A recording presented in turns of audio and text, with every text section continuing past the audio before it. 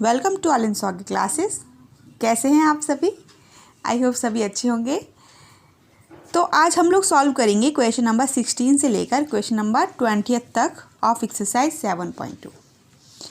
और last videos में हमने क्वेश्चन नंबर 15 तक किए हुए हैं और कुछ एग्जाम्पल्स भी किए हुए हैं। वो भी अगर आप देख लेंगे तो आपको बहुत अच्छे से समझ आ जाएंगे। अब ये जो 5 क्वेश्चंस हैं, ये मैंने लास्ट वीडियो में भी बताया था कि हमारी एक्सपोनेंशियल फंक्शन गिवन है इसमें। ठीक है, एक्सपोनेंशियल फंक्शन गिवन है, करना सब्स्टिट्यूशन से ही है क्योंकि एक्सरसाइज हमारी वही चल रही है। करने का पैटर्न देखते हैं। पैटर्न भी सेम है जैसे पहले था, जैसे पहले क्वेश्चंस हमने किए थे ऐसे यहाँ भी हैं, कोई इसमें डिफरेंस नहीं है। क्वेश्चंस ईजी हैं, ईजिली सॉल्व हो जाएंगे। तो चलिए स्टार्ट करते हैं क्वेश्चन नंबर 16। अब सॉल्यूशन नंबर 16 में हमने ये जो फंक्शन गिवन है e⁻2x + 3dx, इसका इंटीग्रल फाइंड करना है ना। तो इसका इंटीग्रल फिर से वही e⁻x का तो हमें जनरली सिंपल फार्मूला पता ही है। तो यहाँ e⁻x तो है नहीं, यहाँ पर क्या है e⁻2x + 3 है। तो इसको कैसे इंटीग्रेट करेंगे ये हमारे माइंड में आ रहा होगा। तो बस इसी वैल्यू को हम क्या ले लेंगे, t ले लेंगे, सब्स्टिट्यूट कर लेंगे। जैसे सब्स्टिट्यूट करेंगे फिर सॉल्व करते जाएंगे, स्टेप बाय स्टेप आंसर आ जाएगा।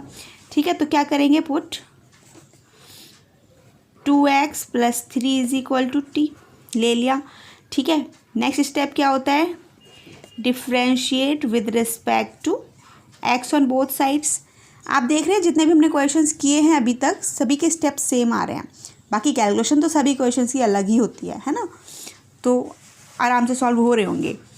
अब हम डिफ्रेंशिएट कर लेंगे। डिफ्रेंशिएशन तो आपको आता ही है, क्या हो जाएगा डिफ्रेंशिएशन, 2x का 2 हो जाएगा, 3 का डिफ्रेंशिएशन 0 हो जाएगा। क्यों? क्योंकि 3 तो कांस्टेंट है। और t का differentiation with respect to x dt/dx हो जाएगा। हमने क्या चाहिए होता है यहाँ से, हमने चाहिए होता है dx की वैल्यू। तो dx की वैल्यू क्या आ जाएगी, dt/2।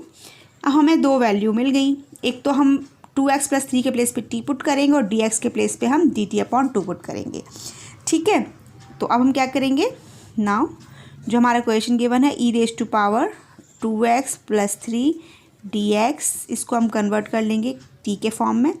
ठीक है, तो क्या हो जाएगा e⁻t एंड dt/2।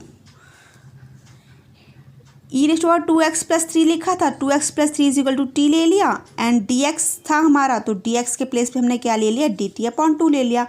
अब इसको थोड़ा सा और सिंप्लीफाई कर लेते हैं। सिंप्लीफाई क्या, 1/2 कांस्टेंट है, इसको बाहर ले लेते हैं, e⁻t dt ये आ गया। अब हमारे पास इंटीग्रल का फॉर्मूला है e⁻x dx, क्या होता है, e⁻x ही होता है प्लस ही होता है ना। यहाँ पर e⁻t dt लिखा हुआ, यहाँ e⁻x dx था, उससे कोई इफेक्ट नहीं पड़ेगा, फॉर्मूला सेम अप्लाई हो जाएगा। वेरिएबल चेंज है, उससे कोई इफेक्ट नहीं पड़ता है ना, वो मैंने बताया हुआ है लास्ट वीडियो में। और 1/2 फार्मूला अप्लाई हो जाएगा, क्या आ जाएगा, e⁻t ही आएगा प्लस आर्बिट्री कांस्टेंट c आ जाएगा। फिर 1/2। अब हमें e⁻t मिल गया, बट क्वेश्चन तो हमारा x के फॉर्म में है, तो आंसर भी हमने क्या x के फॉर्म में ही देना होगा।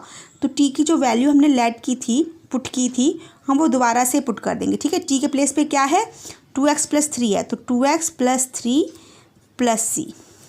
तो ये हमारा क्या हो गया, ये हमारा आंसर हो गया।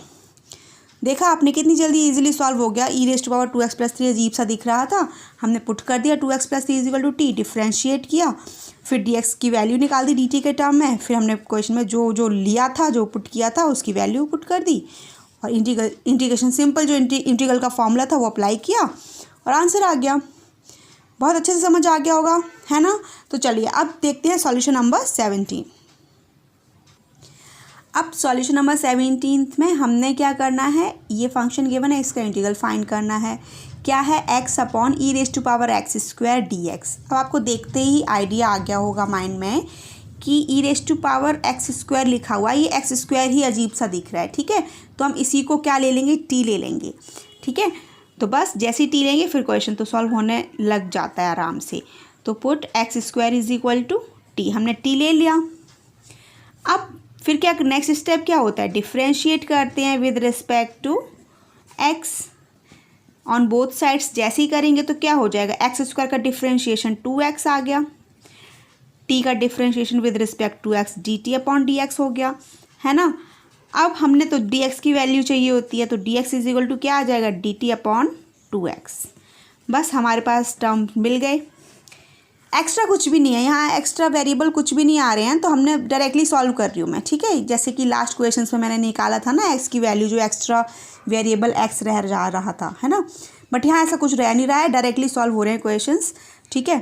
तो अब हम क्या करेंगे, एक्स स्क्वायर के प्लेस पे टी पुट करेंगे और डी एक्स के प्लेस पे D T upon 2x put कर देंगे इसमें, ठीक है। बस हमारा सॉल्व हो जाएगा। क्या है, x upon e raise to power x square d x. Okay, अब हम क्या करेंगे, एक्स तो अभी एज इट इज़ लिखा रहने देते हैं, बाकी इसकी वैल्यू हमने ली थी ना e raise to power x square के प्लेस पे क्या है, टी लिख दिया, ठीक है। डी एक्स के प्लेस पे क्या आ रहा है, डी एक्स के प्लेस पर आ रहा है डी टी अपॉन 2x लिख लिया। अब ये जो एक्स्ट्रा एक्स था वो हमारा कैंसिल हो गया इससे, ठीक है। अब हमारे पास क्या बचा है, सिंपल 1/2 कांस्टेंट है, बाहर लिख लेंगे। फिर आ रहा है हमारे पास 1/e raise to power t d t, ठीक है। फॉर्मूले में कंफ्यूज मत होना, फॉर्मूला देखो बता देती हूँ एक बार। फॉर्मूला हमारे पास 1/x dx है, तो तब हम क्या करते हैं, log x करते हैं, log x plus c. But ये 1/x नहीं, ये 1/e raise to power x है, ठीक है। तो ये फॉर्मूला नहीं अप्लाई होगा, नहीं तो आप अप्लाई कर दो, ठीक है, जल्दी जल्दी में। तो हम क्या करेंगे, इसको न्यूमरेटर में लेकर आएंगे। तो जैसे ही न्यूमरेटर में लेकर आएंगे तो क्या हो जाएगा, e raise to power minus t हो गया, डी टी हो गया। अब हम इसको सिंपल इंटीग्रेट कर लेंगे, जो हमारा जनरल फार्मूला है e raise to power x का। तो e raise to power x d x is equal to होता है हमारा e raise to power x plus arbitrary constant c, ठीक है। बट यहाँ माइनस टी है, कोई बात नहीं, कर लेंगे उसको, ठीक है। तो e raise to power minus t का e raise to power minus t ही रहेगा, ठीक है। और यहाँ से क्या आ जाएगा, माइनस टी तो रहेगा, लेकिन जब आप टी को करेंगे ना तो यहाँ से क्या आएगा, माइनस साइन आएगा हमारा, ठीक है। ये तो समझने वाली बात है ना कि माइनस टी कर लिया बट माइनस टी तो आएगा ना, तो हमने माइनस यहाँ लिख लिया, प्लस आर्बिट्री कांस्टेंट सी आ जाएगा, है ना। अब -1/2, अब e raise to power t का क्या होगा, e raise to power t, answer तो हमने e raise to power t में देना ही नहीं है, ठीक है। तो इसे हम क्या करेंगे, सबसे पहले पॉजिटिव कर लिया, ठीक है, पॉजिटिव कर लिया। फिर से इसको डिनोमिनेटर में लेकर आ गए, फिर आया हमारा -1/2। अब e raise to power x t में तो आंसर देना नहीं है, क्यों, क्योंकि क्वेश्चन हमारा एक्स के फॉर्म में था, एक्स के फॉर्म में ही आंसर देना है। तो हम ये टी की जो वैल्यू है एक्स स्क्वायर वो पुट कर देंगे, क्या आ जाएगा, e raise to power x square plus c. बस ये हमारा आंसर है। क्या आंसर है, -1/2 e raise to power x square plus c, ठीक है। तो हमारा आंसर हो गया। देखा आपने, बहुत इजीली सॉल्व हो गया। तो हमने ये सॉल्व कर लिया आराम से, आपको समझ तो आ ही गया होगा। हमने क्या किया था, x square is equal to t put किया, डिफ्रेंशिएट किया, डी एक्स की वैल्यू निकाल दी, फिर इस क्वेश्चन में हमने सभी वैल्यूज़ पुट कर दी, ठीक है। 1/2 तो आ गया हमारा। फिर e raise to power 1/e raise to power t d x लिखा हुआ था, तो हम क्या करेंगे, इसको न्यूमरेटर में ले जाएंगे, तो हमारी पावर क्या हो जाएगी, माइनस टी हो गई, ठीक है, e raise to power minus t हो गई। बट आपको पता है, चाहे डिफ्रेंशिएशन हो चाहे इंटीग्रेशन हो, जो भी ई की पावर में एक्स्ट्रा में होता है, जैसे हमारा यहाँ तो पॉजिटिव है ना, यहाँ तो सिंपल था, बट यहाँ माइनस साइन है, तो माइनस साइन है तो यहाँ अपॉन में -1 आएगा, अपॉन में -1 आएगा, तो हमने फ्रंट में लिख दिया, उससे कोई इफेक्ट नहीं पड़ा, ठीक है। और अगर डिफ्रेंशिएशन में होता है माइनस, तो वो मल्टीप्लिकेशन में आ जाता है, बट उससे कोई इफेक्ट नहीं है, माइनस साइन आना है, चाहे वो मल्टीप्लिकेशन में आए चाहे डिवीजन में आए, ठीक है। तो उसको हमने यहाँ फ्रंट में लिख लिया, क्योंकि माइनस टी था ना, तो यहाँ माइनस साइन -1 आएगा, तो हमने क्या, माइनस साइन फ्रंट में लिख लिया, प्लस आर्बिट्री कांस्टेंट आ गया। बस इसको सिंप्लीफाई, मतलब जो था टी के फॉर्म में तो आंसर दे नहीं सकते हैं, तो हमने क्या किया है, टी की वैल्यू जो ली थी हमने स्टार्टिंग में वो पुट कर दी है बस। तो क्या आ गया answer, -1/2 e raise to power x square plus c. तो ये आंसर हो गया, समझ आ गया होगा, कोई प्रॉब्लम नहीं हुई होगी। चलिए अब देखते हैं नेक्स्ट क्वेश्चन। अब सॉल्यूशन नंबर 18 में हमने ये फंक्शन गिवन है, इसका इंटीग्रल फाइंड करना है। फंक्शन क्या है, e raise to power tan inverse x divided by 1 + x² dx, ठीक है। तो अब e raise to power tan inverse x ही अजीब सा दिख रहा है, इसका ही कैसे करेंगे इंटीग्रेशन, यही समझ नहीं आएगा, मतलब यही अजीब सा दिख रहा है, तो हम इसी को क्या ले लेंगे, टी ले लेंगे, ठीक है। जो भी कुछ हमें कॉम्प्लिकेटेड सा दिखता है, अजीब सा दिखता है कि हाँ देख कर डर जाएं कि हाँ कैसे सॉल्व होगा समथिंग, तो उसको ही हम टी ले लेते हैं। फिर टी लेने के बाद सॉल्व करने की जो प्रोसेस है, सॉल्व करते जाते हैं और आंसर आ जाता है ईजिली, ठीक है।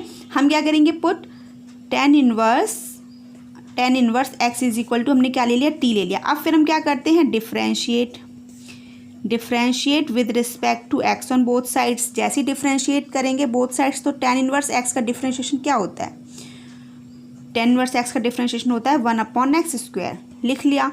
टी का डिफ्रेंशिएशन क्या हो जाएगा, dt/dx। लिख लिया। हमने तो क्या चाहिए होता है, dx की वैल्यू चाहिए होती है, तो dx इज इक्वल टू क्या आ जाएगा, ये 1+x² है, ये इधर ट्रांसफर हो जाएगा, क्या आ जाएगा 1+x² dt।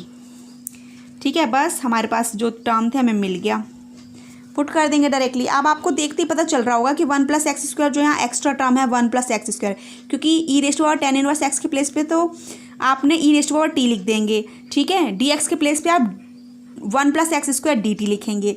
ठीक है, तो आपका ये जो 1+x² है ये इससे कैंसिल हो जाएगा, आपको दिख रहा है ना। तो अब आपने कुछ एक्स्ट्रा टर्म की वैल्यू नहीं निकालनी, जैसे हम लास्ट क्वेश्चन में निकालते थे ना, वो ऐसा कुछ नहीं करना। क्वेश्चन यहाँ डायरेक्टली सॉल्व हो रहे हैं अभी।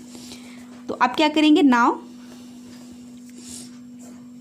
e⁻tan inverse x/1+x² dx is equal to, हमने क्या e⁻tan इनवर्स x के प्लेस पे t लिया हुआ है वो पुट कर देंगे।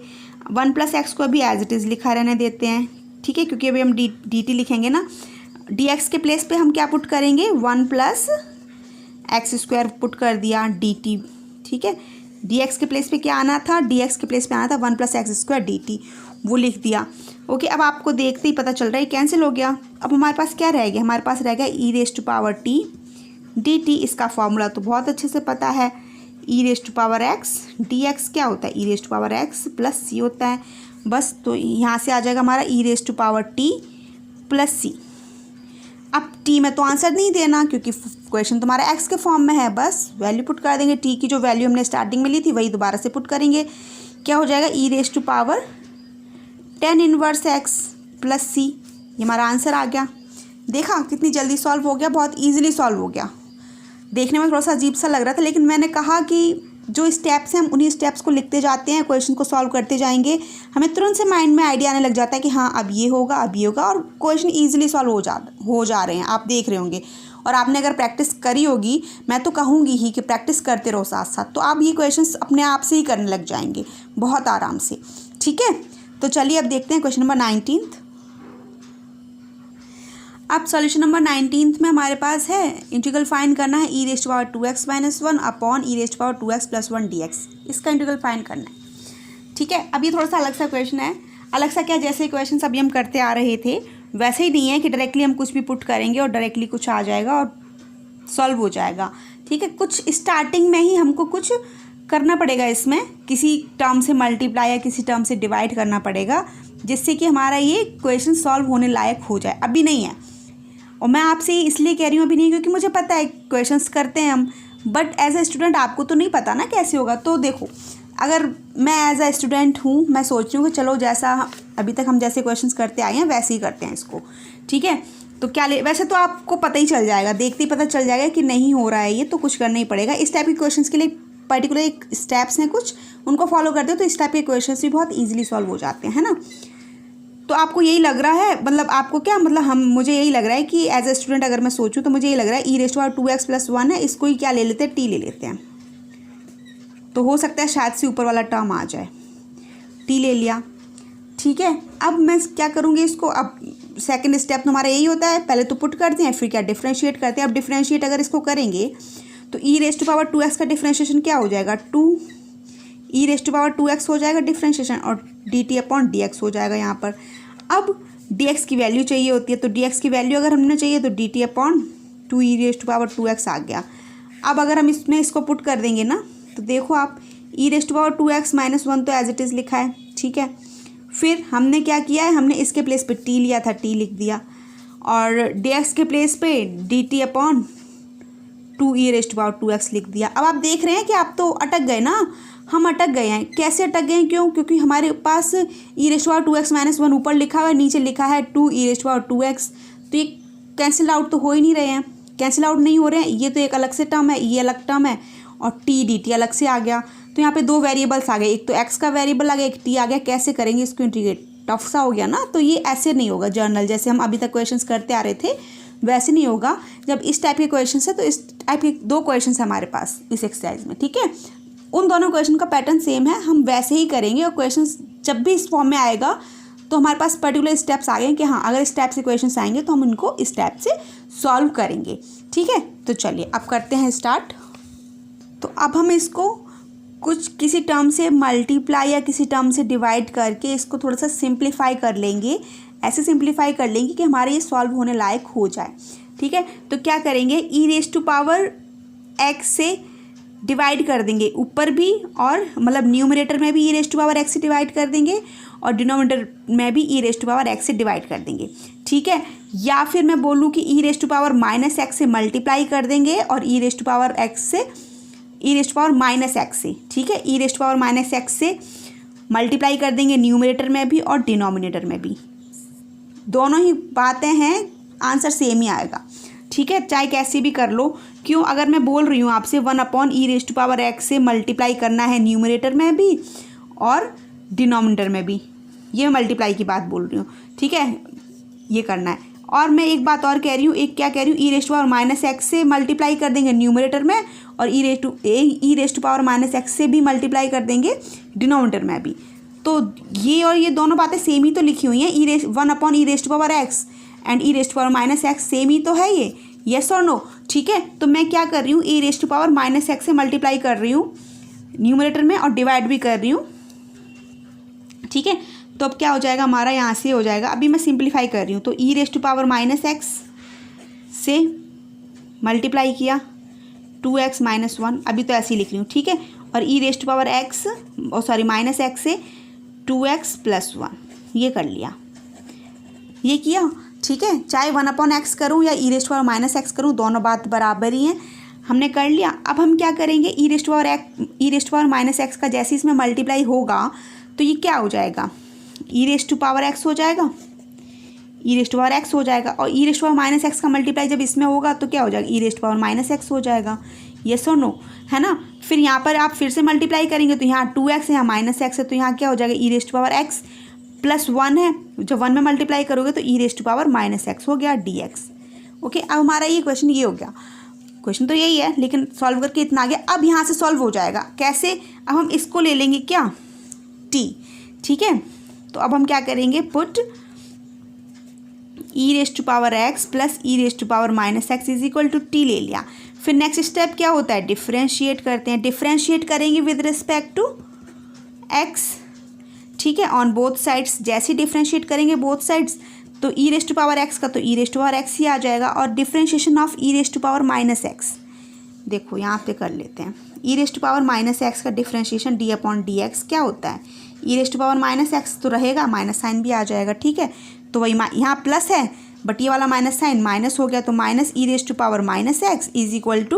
= dt/dx, ये आ गया, ओके। बट हमने वैल्यू किसकी चाहिए होती है, dx की चाहिए होती है, तो dx = क्या आ जाएगा, dx = आ जाएगा हमारे पास dt/e⁻x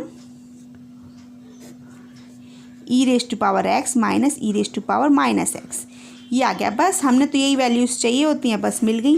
अब हम इनको पुट कर देंगे इसी में, ठीक है। तो क्या हो जाएगा, क्योंकि इसको हमने सिंप्लीफाई करके इस फॉर्म में कन्वर्ट कर लिया है, तो हम अब लिखेंगे this is equal to, question तो हमारा यही है तो इसको ही हम सॉल्व कर रहे हैं, तो इसको ही लेकर चलेंगे। कैसे, e⁻2x - 1/e⁻2x + 1 dx, क्वेश्चन तो हमारा यही है ना, तो दिस इक्वल टू ही है, ये तो सब इसके क्या है, स्टेप्स हैं, ठीक है। तो अब यहाँ पर वैल्यू हम इसकी पुट करेंगे, इसकी, ठीक है, क्योंकि दिस इक्वल टू दिस लिखा हुआ है, दिस इक्वल टू दिस लिखा हुआ है, तो हम यही पुट, बट क्वेश्चन हमारा ये गिवन था तो हम इसी फॉर्म इसको ही लिखेंगे, बात समझ रहे होंगे आप, है ना। बट यहाँ से हमने लेना है तो क्या करेंगे, e⁻x - e⁻x as it is लिख लेंगे, क्योंकि इसको तो हमने कुछ किया ही नहीं है ना, तो e⁻x - e⁻−x, इसकी वैल्यू हमने t ली है, t पुट कर दी, ठीक है। फिर dt की वैल्यू, dx के प्लेस पे हमने क्या पुट करना है, dx के प्लेस पे हमने पुट करना है dt/e⁻x - e⁻−x, देखा आपने, ये टर्म कैंसिल हो गया। अब क्वेश्चन हमारा सॉल्व हो जाएगा इजीली, आपको देखते ही पता चल गया, ठीक है। तो क्या आ गया, ये आ गया 1/t dt। हमें पता है 1/x dx क्या होता है, log x प्लस सी। बस लिख देंगे, क्या आ जाएगा log t, यहाँ t है कोई बात नहीं, log t प्लस सी। अब log t हमने क्या लिया था, t हमने ये लिया था, तो बस अब इसको हम पुट कर देंगे। क्या आ जाएगा हमारे पास, ये आ जाएगा e⁻x plus e⁻−x plus c. तो ये हमारा क्या हो गया, ये हमारा आंसर हो गया। ठीक है, क्योंकि t था ना, t में तो आंसर देना नहीं है, क्यों, क्योंकि क्वेश्चन तो हमारा x की फॉर्म में लिखा हुआ है। ठीक है, तो जो t की वैल्यू हमने पुट की थी स्टार्टिंग में, उसको फिर से पुट कर देंगे। t इज इक्वल टू जो लिया था, t इज इक्वल टू क्या है, x e⁻x प्लस e⁻−x, वो पुट करती, तो ये हमारा आंसर हो गया। देखा आपने, ईजिली सॉल्व हो गया। सॉल्व हो गया, मैंने बता दिया था आपको स्टार्टिंग में भी कि क्यों नहीं होगा डायरेक्टली, क्यों सिंप्लीफाई किया है। आप सिंप्लीफाई कर लिया तो आपने देखा सभी स्टेप्स हमारे मैच्ड हो गए और आराम से क्वेश्चन, जैसे लास्ट क्वेश्चन सॉल्व हो रहे थे वैसे ये भी हो गया सॉल्व, कुछ भी अलग से नहीं था। ठीक है, अब देखते हैं सॉल्यूशन नंबर 20th। अब सॉल्यूशन नंबर 20th में हमारे पास ये फंक्शन गिवन है। क्या है फंक्शन, इंटीग्रल फाइंड करना है e⁻2x minus e⁻−2x divided by e⁻2x plus e⁻−2x dx। आपको देखते ही माइंड में आ गया होगा कि पुराना क्वेश्चन जो था e⁻2x माइनस 1 था अपॉन में, और e⁻2x प्लस 1 था। फिर हमने उसको सिंप्लीफाई करके इस फॉर्म में कन्वर्ट किया था, याद आ रहा होगा ना, इसी फॉर्म में। अब ज़रूरी नहीं है कि वहाँ हमारा क्वेश्चन कन्वर्ट हुआ था e⁻x माइनस e⁻−x में, और था e⁻x प्लस e⁻−x, बट यहाँ 2x है, कोई बात नहीं, बट पैटर्न तो सेम ही है ना। हमें देखते ही पता चल गया कि ये जो हम उसको सिंप्लीफाई करके फॉर्म आया था उसको हमने इंटीग्रेट किया था, डायरेक्ट हो गया था क्वेश्चन। तो सेम क्वेश्चन है ये, हमारा आराम से सॉल्व हो जाएगा। कैसे, हमने इसको सिंप्लीफाई नहीं करना, हमने तो बस डायरेक्टली करना है, क्योंकि हमने लास्ट में इसी फॉर्म में लेकर आए थे, फिर हमने इंटीग्रेट किया था। और इस क्वेश्चन में हमारे पास वो फॉर्म ही गिवन है, बस हमने सिर्फ इंटीग्रेट करना है अपना, जैसे हम करते हैं वैसे ही। ठीक है, तो हम क्या करेंगे, put e⁻2x plus e⁻−2x is equal to t ले लिया। फिर क्या करते थे, डिफ्रेंशिएट करते थे, differentiate with respect to x on both sides. जैसे किया e⁻2x का डिफ्रेंशिएशन e⁻2x ही होगा, बट 2x का दोबारा करेंगे तो 2 आ जाएगा, फ्रंट में आ गया। फिर e⁻−2x का तो डिफ्रेंशिएशन -2 e⁻−2x होगा और dt/dx हो जाएगा। क्यों, क्योंकि e⁻−2x का e⁻−2x ही रहेगा, लेकिन माइनस साइन आएगा तो माइनस और प्लस मिलके माइनस हो जाएंगे। फिर 2x का भी होगा, या फिर मैं ऐसे बोलूँ -2x आएगा तो -2x आ गया। ठीक है, मतलब -2x लिखा हुआ है ना, तो -2 आएगा, फ्रंट में आ गया वो -2। अब यहाँ से कॉमन क्या आएगा, कॉमन 2 आ रहा है, ले लेते हैं 2, तो e⁻2x माइनस e⁻−2x dt/dx। यहाँ से हमने क्या चाहिए होती है, dx की वैल्यू, तो dx की वैल्यू क्या आ जाएगी, dt/2 e⁻2x माइनस e⁻−2x आ गया। बस अब हमने क्या, इसके प्लेस पे वैल्यूज़ जो हैं उनको पुट कर देना है, सेम क्वेश्चन में आंसर आ जाएगा। तो नाउ क्या हो जाएगा हमारे पास, e⁻2x minus e⁻−2x divided by e⁻2x plus e⁻−2x dx is equal to क्या हो गया हमारा, ये हो गया हमारा, ये ऊपर वाला न्यूमरेटर में तो भी एज इट इज़ लिखेंगे, हमने लास्ट में भी लिखा था ना। तो e⁻2x माइनस e⁻−2x, तो आपको प्रैक्टिस हो जाएगी तो आप डायरेक्टली भी पुट कर सकते हैं, कोई प्रॉब्लम नहीं है, बट मैं सभी स्टेप्स लिखती हूँ इसलिए लिख रही हूँ। ठीक है, तो e⁻2x इसको हमने क्या लिया है, t लिया है, तो इसके प्लेस पे हम क्या पुट करेंगे, t पुट करेंगे, और यहाँ dx के प्लेस पे हम क्या पुट करेंगे, dt/2 e⁻2x minus e⁻−2x put कर दिया। अब हमारा सिंपल, इससे ये कैंसिल हो गया, दिख रहा है साफ साफ, है ना। अब हमारे पास ये 1/2 कांस्टेंट है, बाहर ले लिया, क्या बचा 1/t dt, तो ये हो गया 1/t। फिर से इंटीग्रल ऑफ 1/x dx क्या होता है, log x प्लस सी। ठीक है, 1/t dt है, वेरिएबल चेंज है, कोई इफेक्ट नहीं पड़ता, लेकिन पैटर्न तो सेम है ना फॉर्मूले का, सेम फॉर्मूला अप्लाई हो जाएगा। क्या हो जाएगा, log t प्लस सी हो गया। बट आंसर हमने टी में नहीं दिया ना, क्यों? क्योंकि एक्स का फॉर्म गिवन है, तो हम क्या करेंगे 1/2 लॉग, क्या लिया था हमने टी के प्लेस पे, e⁻² प्लस e⁻−2x प्लस सी। ये हमारा आंसर हो गया। देखा आपने कितनी जल्दी आराम से सॉल्व हो गया, कोई प्रॉब्लम नहीं थी। ठीक है, पहले से ही सिंप्लीफाई था, लास्ट वाले क्वेश्चन में हमने करा था, उसको इस फॉर्म में लेकर आए थे, बट क्वेश्चन नंबर 20 में हमें सेम फॉर्म गिवन था, बस हमने तुरंत से माइंड में आया कि अरे ये ऐसा क्वेश्चन तो हम कर चुके हैं बहुत आराम से, वही कर लिया। इसको टी ले लिया और फिर डिफ्रेंशिएट किया, तो इसका डिफ्रेंशिएशन 2, मतलब e⁻²x का e⁻²2x ही रहेगा, बट 2 का हो जाएगा, तो 2 यहाँ फ्रंट में आ गया। ठीक है, फिर e⁻−2x का डिफ्रेंशिएशन e⁻−2x ही रहेगा, बट -2 एक्स्ट्रा है वो फ्रंट में आ गया। ठीक है, और t का डिफ्रेंशिएशन dt/dx है, बस 2 कॉमन था, कॉमन ले लिए, यहाँ से हमने dx की वैल्यू निकाल दी। फिर हमने इस क्वेश्चन में देखा, ये टर्म था एज इट इज़ लिखा रहने दिया, इसके प्लेस पे t लिया था, t ले लिया, dx के प्लेस पे dt/ ये जो टर्म था वो लिख लिया हमने, देखा ये कैंसिल हो गए, बस सॉल्व कर लिया हमने आराम से। देखा क्वेश्चंस बहुत इजीली सॉल्व हो गए। तो एक्सपोनेंशियल फंक्शन के हमारे इस एक्सरसाइज में क्वेश्चंस थे ये 16 to 20 तक। देखा आपने, आराम से सॉल्व हो गए हैं, कोई प्रॉब्लम नहीं हुई होगी। अगर कोई प्रॉब्लम है भी तो आप मेरे से कमेंट बॉक्स में कमेंट करके पूछ सकते हैं। ठीक है, मैं आपका डाउट सॉल्व कर दूँगी। और अगर आपको मेरा वीडियो अच्छा लगा हो तो लाइक करना मत भूलिए और फ्रेंड्स के साथ शेयर कर लीजिए। और अगर आप मेरे फर्स्ट व्यूअर हैं तो चैनल को सब्सक्राइब कर लीजिए। Thank you for watching, bye bye.